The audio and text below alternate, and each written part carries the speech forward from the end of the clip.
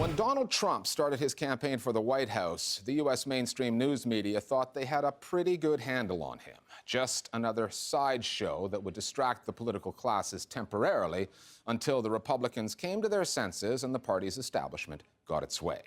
But Trump's dominance has gone on far longer than the pundits predicted, and he is now making all kinds of people nervous, including the establishment media. That's because Donald Trump isn't afraid to tell it like it is, and in so doing, he articulates some inconvenient truths. Which brings us to the Republican debate in South Carolina last weekend. Trump declared live to a national audience that the Bush administration, and therefore by association, the president himself, deliberately lied to the American people about weapons of mass destruction in Iraq. Over the past 15 years, American politicians and journalists have been critical of the Iraq War, the way it was fought, the intelligence that led to it. But when apportioning blame, the worst that they accuse the Bush administration of is poor judgment. They often say that the White House was victimized by faulty intelligence. They almost never accuse President Bush of starting a war based on lies. That essentially is what the leading Republican candidate just did. Donald Trump broke an American taboo, something that not even the so-called liberal media in the U.S. dare do. CBS News brings you the Republican presidential debate. Obviously, the war in Iraq was a big, fat mistake. They lied. They said there were weapons of mass destruction. There were none, and they knew there were none. There were no weapons of mass destruction. All right. Governor. That booing you hear is the sound of a taboo being broken. Mr. Donald Trump! When Donald Trump called Mexican immigrants drug dealers and rapists, They're bringing drugs. he was criticized, but nobody booed. When he said his administration would suspend all immigration of Muslims into America, a policy many called un-American, For a total and complete shutdown of Muslims. nobody booed. But this time, at the CBS debate, when talking about the Bush administration, WMDs, and lies, he went too far, at least for many of the people in the room. Trump is at once a frightening and interesting figure in that he is willing to acknowledge truths that the power elite has spent tremendous amounts of energy hiding. We should have never been in Iraq. We have destabilized the Middle East. In this particular case, he is challenging a mythical narrative that has emotional resonance within his own constituency. Yeah, I think that it is clear that that this was not a cross-section of America that was booing Trump. It was Republican functionaries and funders. And as a matter of fact, if you looked at the tracker of the response to what people were saying, done by a focus group of regular people, Trump's numbers dramatically escalated, went up as he was launching his attack. So I think if you saw the general public there, you would have heard cheers instead of boos. This is a CBS News update. The same cannot be said of major American news outlets. Donald Trump's words would have made the news media squirm over what they failed to question in the run-up to the invasion. President George W. Bush was right about Saddam Hussein hiding weapons of mass destruction. And what they failed to point out thereafter, when no WMDs turned up and the Iraq War went from bad to much, much worse. We've now lost 4,000 American servicemen and women in Iraq. And after Trump's outburst last week, some big names in U.S. journalism did not take kindly to what was said. Last night adopted the most vicious line of the hard left in this country: Bush lied, people died. Then commentators like George will come out the next day and say, oh, that's a hard left conspiracy theory, even though it's been proven over and over from reports released from the Bush administration, because then you might expose the whole lie.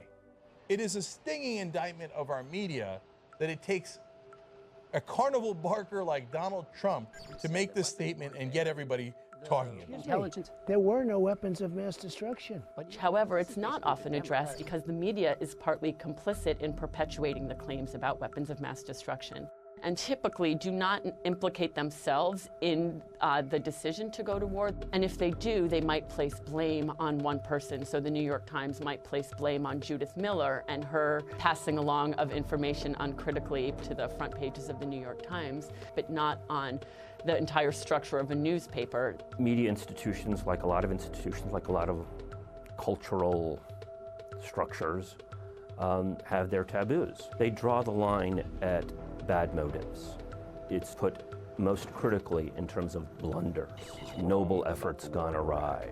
I really thought we could bring peace and justice and freedom and all of that stuff. You've spent too much blood and treasure on these ungrateful people in the Middle East and trying to bring democracy to them. So I think it's the critical aspect of motives is where the line is drawn. Political taboos exist in many societies for different reasons and to varying degrees. Some are written into law. In Turkey, calling the killing of 1.5 million Armenians in 1915 a genocide can land you in court. In Bangladesh, questioning the official number of those killed in the 1971 war with Pakistan is taboo. Israel's nuclear weapons program is an open secret, but military censors prevent Israeli journalists from reporting on it. Often, it takes an outsider like Donald Trump to break a taboo, to go where establishment figures, insiders from the worlds of politics and the media, refuse to go. A taboo is a form of social prohibition in which to transgress is a way of destabilizing the social order, we could say. The claim about weapons of mass destruction really challenges what we understand the role of the media to be. So I think there are a lot of ways in which this taboo really functions to protect some of our institutions that certainly could be subject to a much deeper and more critical scrutiny. But to say that the establishment actually manipulated and lied Iraq has weapons of mass destruction is to step outside the boundaries of acceptable criticism. It is to attack the virtues and intentions of the power elite. And when that is done, then you are pushed out of the mainstream completely. When I worked in cable news, if you said things that were true, but could raise a couple of eyebrows in the establishment, you'd get notes about how perhaps we should focus on other things. Aren't there so many topics to discuss? Why get back into that mess or that controversy? And those rules are not inscribed in stone on the wall of any newsroom, but every journalist knows precisely what those lines are. You internalize what acceptable criticism is and what unacceptable criticism is. When challenged on Fox News about what he said, Donald Trump was unapologetic, as is his wont. I'm not even doing it to win election. I'm doing it out of common sense. The war was a horrible thing. If we're not going to admit that, you're going to have yet another election where the Democrats are going to win. He was talking about the importance of trust between his party and voters. There's a message in there that the mainstream media might want to take on board. Now remember that the media is part of the establishment system. So if you lose faith in the system of the government, you also might lose faith in the system of the media. That is why it's taboo. It's not allowed on television or in the mainstream media. It took a guy as crazy as Donald Trump to break that taboo and to get people to start talking about it. Now you tell me which part of this is a free press.